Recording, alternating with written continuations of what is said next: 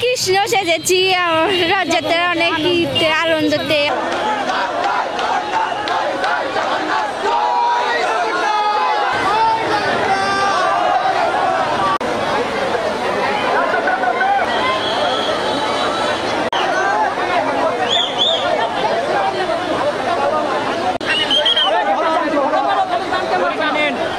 রথের জন্য অপেক্ষায় আছি, রথ টানবো, চাওয়ার অনেক কিছুই আছে। এই রথে আমরা সাধারণত জগন্নাথ বলদেব সুভদ্রাকে সম্মানের সহিত এই যে যাত্রাটা যে হয়, যাত্রাটা সবার মঙ্গলের জন্য করা হয়। আজকের দিনে মাসির বাড়িতে যাবে, আর 8 দিন যায়, 9 দিনের মতন মাসির বাড়ি থেকে নিজের বাড়িতে আসে।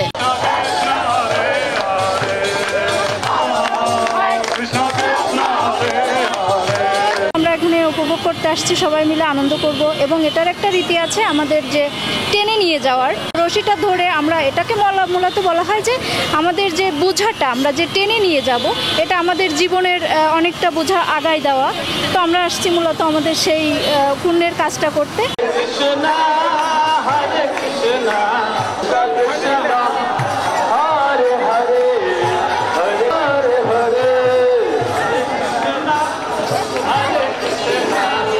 কৃষ্ণ সেজেছি রথযাত্রা অনেক আনন্দতে আমাদের অনুষ্ঠান একটা। ছোটবেলার স্মৃতি আসলে আমি দেখেছি আমার মামার বাড়িতে, সেখানে এই রকম রাস্তা ছিল না, রাস্তা অনেক কাদা ভরা, পিচের রাস্তা তো ছিলই না, ইটের রাস্তাও না।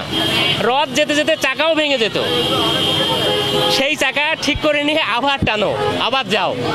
রথ মানেই বৃষ্টির একটা ব্যাপার ছিল, এখনো আছে। তো আমাদের ছোটবেলাটা আমরা সেভাবে খুব উপভোগ করেছি, এবং অনেকটা কাদা হতো, আমরা কাদার ভিতর দিয়ে সেই জিনিসটাকে উপভোগ করেছি। কষ্ট হতো, বাট খুব এনজয় করেছি আমরা বিষয়টাকে।